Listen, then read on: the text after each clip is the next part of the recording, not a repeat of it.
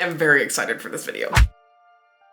So one thing to know about me, excuse me, is that I love conspiracy theories. I love reading them. I love expanding upon them. I love talking about them. I watch a lot of Wendigoon's videos, shout out Wendigoon. And he did a 9-hour like conspiracy theory iceberg and I ate it up. I love it. I love true crime. I love all these things. So I thought I might share that joy with you. Today, I'm gonna be telling you one of my favorite Reddit stories that I quite possibly could have a theory on, but we'll get into that later. But I have read quite a bit of like Reddit stuff and watched some videos on Reddit stories and stuff like that. And this story really stuck out to me, the one that I'm about to tell you. This Reddit thread, I'm gonna call it The Stairs in the Woods. Maybe you've heard it before, maybe you haven't. I'm gonna give credit where credit is due. This was not written by me. All I did was shorten it and rewrite it a bit just to make it shorter, because when I put it into a Google document, it was 35 pages long, and I'm only reading 9 of those pages basically today. This Reddit thread was actually by Search and Rescue Woods. He's a user on Reddit. Also, Wendigoon did do a video on this, so creds to him too. But this is kind of like my take on it. You'll see later. I'll explain it later. So I'm going to give you a little bit of background on as to like what this is about really. So when I say SAR, I mean SAR officer. What's an SAR officer? Great question. It's a search and rescue officer. So this is a person that would normally, in situations of missing persons, they would go out and look for these people. So this definitely takes place in America. I don't know where, he never specifies where. That's all the background I'm gonna give you. We can get right into it, honestly. Yeah, get some popcorn, turn off the lights. Want a little spooky story? Here we go. I wasn't sure where else to post these stories, so I figured I'd share them on here. I've been a SAR officer for a few years now, and along the way, I've seen some things that I think you guys will be interested in. I have a pretty good track record of finding missing people. Most of the time, they just wander off the path or slip down a small cliff. The majority of them have heard the old stay where you are thing, and they don't wander far. But I've had 2 cases where that didn't happen. Both bother me a lot. And I use them as motivation to search even harder on the cases I get called on. The first was a little boy who was out berry picking with his parents. He and his sister were together, and both of them went missing around the same time. Their parents lost sight of them, and both the kids wandered off. When their parents couldn't find them, they called us. We found their daughter pretty quickly, and we asked her where her brother was. She told us he'd been taken away by the bear man. She said he gave her berries and told her to stay quiet, and he wanted to play with her little brother for a while. The last she saw of her brother, he was riding on the shoulders of the bear man and seemed calm. Of course, my first thought was abduction. And we never found a trace of another human being in that area. The little girl was also insistent that he wasn't a normal man. He was tall and covered in hair like a bear. And he had a weird face. We searched that area for weeks. We never found a single trace of that kid. I was teamed up with another SAR officer because we received reports of bears in the area. We were looking for a guy who hadn't come home from a climbing trip when he was supposed to. We found him trapped in a small crevice with a broken leg. He had been there for almost 2 days, and his leg was very obviously infected. We were able to get him to a chopper, and he heard from one of the EMTs that the guy was absolutely inconsolable. He kept talking about how he'd been doing fine and he'd gotten to the top. A man had been there. He said that the man had no climbing equipment and he was wearing a parka and ski pants. He walked up to the guy and the guy turned around and he said he had no face. It was just blank. He freaked out and ended up trying to get off the mountain too fast and had fallen. He said he could hear the guy all night climbing down the mountain and letting out horrible muffled screams. That story bothered me. I'm glad I wasn't there to hear it. This is the last one I'll tell, and it's probably the weirdest story I have. Now, I don't know if this is true in every SAR unit, but in mine, it's sort of an unspoken regular thing we run into. You can try asking about it to other SAR officers, but if they know what you're talking about, they probably won't say anything about it. We've been told not to talk about it by our superiors. In just about every case where we're really far into the wilderness, I'm talking 30 or 40 miles, at some point we'll find a staircase in the middle of the woods. It's almost like if you took stairs in your house, cut them out, and put them in the forest. I asked about it for the first time I saw some, and the other officer just told me not to worry about it, that it's normal. Everyone I asked said the same thing. I wanted to check them out, but I was told very empathetically that I should never go near any of them. I just sort of ignore them now when I run into them because it happens so frequently. So I logged back on tonight and was blown away by the staggering amount of interest this seems to have generated. First off, I'll address the stairs. There was a lot of feedback about the stairs. I'll touch on that briefly here and include a story. They come in a variety of shapes, sizes, styles, and conditions. Some are pretty dilapidated, just ruins, and others are brand new. I saw one set that looked like they came from a lighthouse. They were metal and spiral. The stairs don't go up infinitely, or farther than I can see, but some sets are taller than others. Like I've said before, just imagine the stairs in your house as if someone cut and pasted them in the middle of nowhere. I don't really have any pictures. I'll try again in the future, but I can't really promise anything. All right, on to the new story.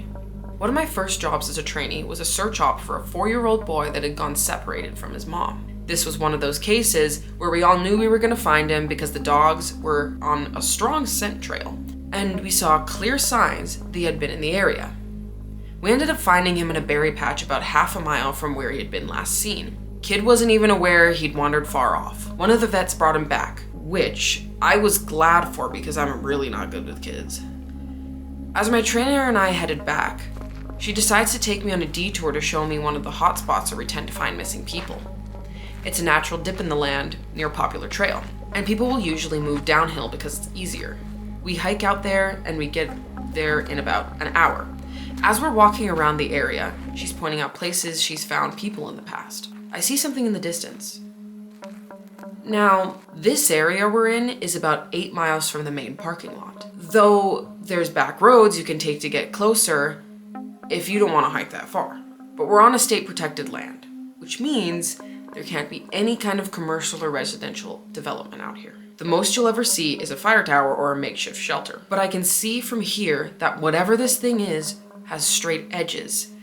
And if there's one thing you learn quickly, it's that nature rarely makes straight edges. I point it out, and she doesn't say anything. She just hangs back and lets me wander over and check it out. I get within about 20 feet of it, and all the hair on the back of my neck stands up. It's a staircase in the middle of the woods. In a proper context, it would literally be the most benign thing ever. It's just a normal staircase with a beige carpet and about 10 steps tall. But instead of being in a house where it obviously should be, it's in the middle of the woods. The sides aren't carpeted, obviously, and I can see the wood it's made out of. I stand there, and it's like my brain is working overtime to try and make sense of it. My trainer comes and stands next to me. She just stands there, casually, looking at it, as if it's the least interesting thing in the world. I ask her what this thing is doing here, and she just chuckles. Get used to it, rookie. You're gonna see a lot of them. I start to move closer, but she grabs my arm hard. I wouldn't do that, she says. Her voice is casual, but her grip is tight, and I just stand there looking at her. You're gonna see them all the time, but don't go near them, don't touch them, don't go up them. Just ignore them. I start asking her about it, but something in the way she's looking at me tells me that it's best if I don't. We end up moving on and the subject doesn't come up again for the rest of my training. I'd say about every 5th call I go on, I end up running across a set of stairs. Sometimes they're relatively close to the path, maybe within about 2 or 3 miles. Sometimes they're 20, 30 miles out. They're usually in good condition, but sometimes it looks like they've been out there for miles. All different kinds of sizes. The biggest I ever saw looked like they came out of a turn-of-the-century mansion, at least 10 feet wide, and steps leading up at least 15 or 20 feet. I've tried talking about it with people, but they just give me the same response my trainer did. It's normal, don't worry about it, they're not a big deal, but don't go close to them or up them. When trainees ask me about it now, I give them the same response. I don't really know what else to tell them. I'm really hoping someday I get a better answer, but it hasn't happened yet. Well, once again, you guys have blown me away with your staggering amount of responses to my stories. There's no way I can respond to each of you individually, so I'm just gonna address common things here again, and then move on to the stories. I'm going to write as many as I can think of, in addition to my friends' stories, and I'll probably not update again until I get the chance to answer some questions that I myself have for my superiors. Alright, so the common questions I found you all had. I'm not comfortable talking about exactly where I work. Unfortunately, in all reality, some of these things I've mentioned here could get me in a lot of trouble or get me fired. I will say that I'm in the United States and in an area that is comprised of a great deal of wilderness. We're talking hundreds of miles of thick forest with a mountain range and a few lakes. There is still a great amount of interest in the stairs, and luckily for you guys, my friend has a story I think you'll all be interested in. My buddy was a SAR officer for about 7 years. He started when he was a junior in college, and he had a very similar experience when he first encountered the stairs. His trainer told him almost the same thing I did, which was to never go near, touch, or ascend them. For the first year, he did just that, but apparently his curiosity got the better of him, and on one call, he broke away from the line and went to go check a set out. He said they were about 10 miles from the path where a teenage girl had vanished, and the dogs were following a scent. He was on his own, lagging behind the main group, when he saw a set of stairs off to his left. They looked like they were from a new house. He said that as he got closer, he didn't feel any different or hear any weird noises. He was expecting something to happen, like bleeding from his ears or collapsing, but he got right up next to them and didn't feel anything. The only thing, he said, that was odd was that there was absolutely no debris on the steps, no dirt, leaves, or dust. There didn't appear to be any sign of animal or insect activity in the immediate area, which he found strange. It was less like things are avoiding them and more like they just happened to be in a relatively barren part of the forest. He touched the stairs, didn't feel anything. Making sure his radio was on, he slowly climbed the stairs. He said it was terrifying because of the way they had been stigmatized. He wasn't really sure what was going to happen to him. He joked that half of him expected to be teleported to some other dimension, and the other half was watching for a UFO to come swooping down. But he got to the top with little event, and he stood there, looking around. But he said the longer he stood at the top step, the more he felt like he was doing something very, very wrong. He tried to brush it off, but the feeling got stronger and stronger. And that's when he realized he couldn't hear anything anymore. The sounds of the forest were gone, and he couldn't hear his own breathing. He climbed back down and rejoined the search, and didn't mention what he'd done. But he said the weirdest part came after. His trainer was waiting back at the welcome center after the search ended for the day, and he cornered my buddy before he could leave. He said his trainer had this intense look of anger, and he asked him what was wrong. "You went up them, didn't you?" My buddy said it wasn't phrased as a question. He asked how his trainer knew. The trainer just shook his head, because we didn't find her. The dogs lost her scent. My buddy asked what that had to do with anything. The trainer asked how long he'd been on the stairs, and my buddy said no more than a minute. The trainer gave him a really awful, almost dead-eyed look and told him that if he ever went up another set of stairs again, he'd be fired. Immediately. The trainer walked away, and I guess he never answered any of the questions my buddy had asked him. There was a little boy that vanished from a picnic area in the late fall. In addition to the mental disability, he was also physically handicapped, and his parents explained over and over that he simply couldn't have vanished. Someone had taken him. My buddy said that they searched for weeks for this kid, going miles out of the accepted range, but it was like he'd never been there. The dogs couldn't pick up a scent anywhere. Suspicion fell on the parents, but it was pretty clear that they were devastated and hadn't done anything sinister to their kid. The search was concluded about a month later, and my buddy said that everyone had pretty much forgotten about it by late in the winter. He was out on a training op in the snow, on one of the higher peaks, when he came across something in the snow. He said he saw it from far away at first, but when he got closer, he realized it was a shirt, frozen and sticking partway out of the powder. He recognized it belonging to the kid. About 20 yards away, he found the kid's body, laying partially buried in the snow. My buddy said there was no way this kid had been dead for more than a few days, even though he'd been missing for about 3 months. The kid was curled around something, and when my buddy brushed off the snow to see what it was, he said he couldn't believe what he was seeing. It was a big chunk of ice that had been carved crudely to look sort of like a person. He radioed the rest of the crew and they took the body off the mountain. He recapped all of this for me, and to put it simply, there's no way this kid could have both survived for almost 3 months on his own or have gotten to the peak. There was no physical way this child could have walked almost 50 miles and ended up on the top of a mountain. To top it off, there was nothing in the kid's stomach or colon. Nothing, not even water. It was like my buddy said. The kid had been taken off the face of the earth, put in suspended animation, and dropped on the mountain months later. Hey guys, I'm back for my training op. I've had lots of really interesting stories to share with you. I've got enough that I'm going to break them up into parts, this being the first. I didn't have anything crazy happen while I was out there, but we did have one incident with a rookie that I found relevant. I'll just get right into the stories. I'll assign each batch of stories to a person who told them to me. EW.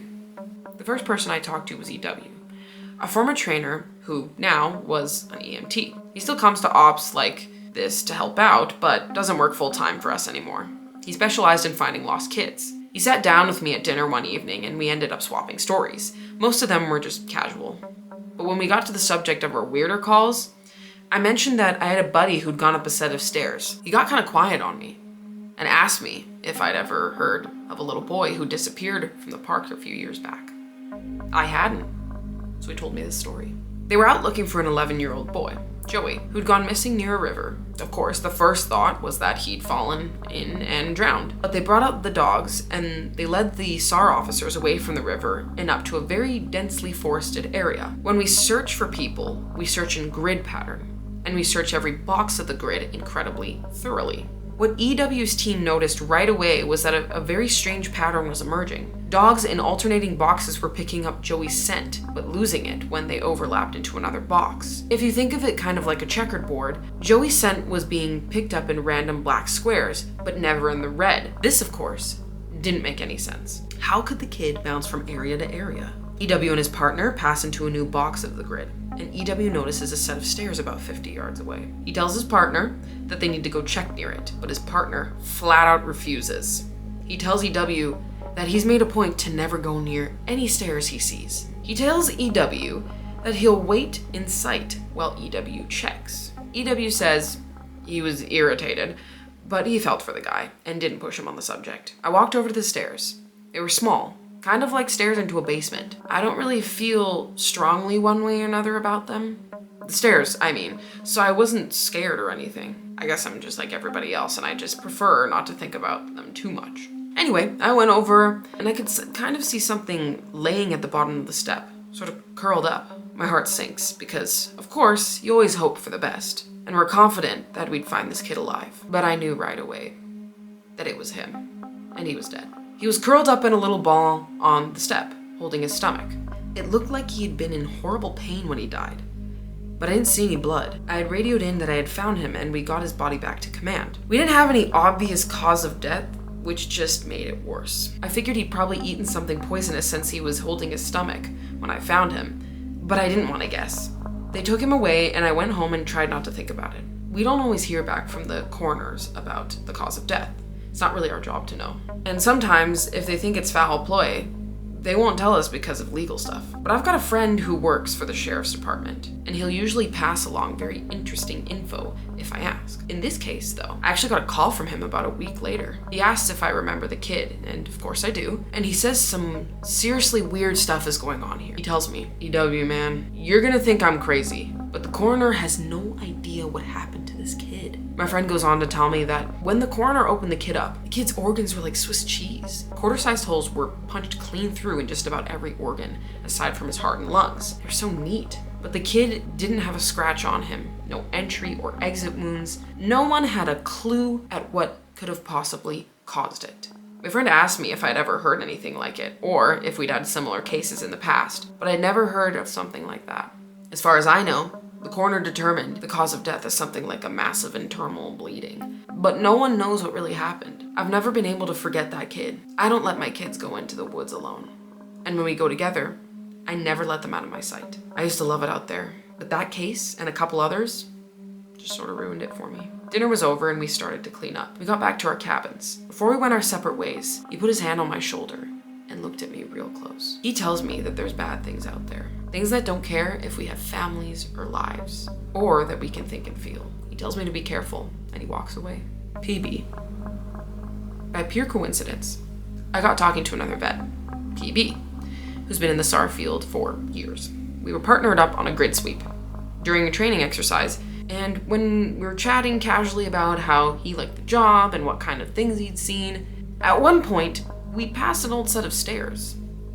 Though these were probably from an old fire lookout, given the area that they were in. I sort of casually mentioned that I was curious about the stairs and that I wished I knew more about them. He got kind of quiet, and he looked like he wanted to tell me something, but he wasn't sure if he should. Finally, he told me to turn off my radio. Obviously, this is something we are never, ever supposed to do. But I did it, and he did the same. About 7 years ago, he tells me he was out on a call with a rookie, and they were in an area of the park that had a lot of strange reports and events. Disappearances, stories about lights in the forest, things like that. The rookie was totally spooked. Kept going on about things in the woods. According to PB, the guy wouldn't stop talking about the goat man. Just on and on. Goat man this, goat man that. Finally, I told him that there was plenty else to be afraid of out there that was very real. The rookie wanted to know about what kinds of things I was talking about, and I just told him to shut up and walk. We crested a little ridge, and there was a staircase about 10 yards ahead. The rookie stops, dead in his tracks, and just stands there, looking at them. I tell him, "See? That's something you should be afraid of." The rookie asked me what the hell these are doing here. And for some reason, I just opened up and told him the truth. Or what I've been told is the truth. I could have gotten in a lot of trouble for doing what I did, but I could get a lot of trouble for repeating it to you. But you're a nice kid. I want you to stop looking into this. So I'll tell you what I know, under the condition that you never breathe a word of this to any of the soups. I told him I wouldn't say a word, and he double checks that our radios are off. When I first started out, we were a little less tight-lipped about them, and other things that were happening out here. I guess the Forest Service was tired of having such a massive turnover rate, and they wanted people to know what they were getting into. So they started having people sign these agreements that they wouldn't go to the media. BFS didn't want to scare people away. So the last thing they needed were spooked rookies running off to the media with stories about ghosts and haunted stairs. But eventually, they found that the agreements weren't necessary. People not only didn't want to talk about what they saw, they wouldn't. A few times, the media tried to talk to people when kids or hikers would disappear, and no one would say a word. This is our job. We don't need to ever be spooked, and the best way to avoid that is to pretend like everything's okay. So I'll tell you everything I can think of, and after that, I'm done talking about it for good. The stairs have been out here as long as the parks have. We have records going back decades describing them. Sometimes people go up with them and nothing happens. Other times, look, I really don't like talking about this, but sometimes really bad things happen. I saw one guy get his hand sliced clean off. When he got to the top, he reached out to touch a tree branch, and it happened so fast. 1 second, his hand was there, and the next, gone. We didn't find his hand. The guy almost died. Another time, a woman touched one of the stairs, and a blood vessel in her brain just exploded. She sort of stumbled down and came over to me, and all she got out was, "I think something is wrong with me," and then dropped like a sack of flour, dead before she hit the ground. I watched it happen. There wasn't a single thing I could do to help. We warn people not to go anywhere near them, but there's always at least one idiot who does. And even if nothing happens to them, something bad always happens. Kids go missing as we're on their trail. Someone dies the next day, cut in half or in a completely safe part of the park. I don't know why, but something bad always happens. We were both quiet for a little while. I was afraid to talk because I wasn't sure if he was done. He looked like he wanted to say something else. Finally, he spoke again. "Have you ever noticed you can't find the same ones twice?" I nodded, expecting him to continue, but he just stayed quiet, walking alongside me. And eventually, he started a story about the biggest deer he'd ever seen in the park. I didn't bring up the subject again, and I didn't press him anymore for any more stories. He dropped out of the op the next day. Apparently he left before the sun came up. He said he was sick. None of us ever heard from him since he left. That, my friends, is the first part of the Stairs in the Woods. Here's my proposition to you. There was 8 parts to the Reddit thread. That was 4 parts. Condensed, mind you. So there's 4 more parts of this Reddit thread. And, like I said, I love me a conspiracy theory. And I love making them up myself. Or, you know, trying to figure out a story. So, I also have kind of been coming up with a little bit of a theory on what this could be. What could be surrounding it? Are there other, you know, conspiracy theories or legends that are woven into this? I, myself, in my narrative, believe yes. So if that is something that is of interest to y'all, let me know.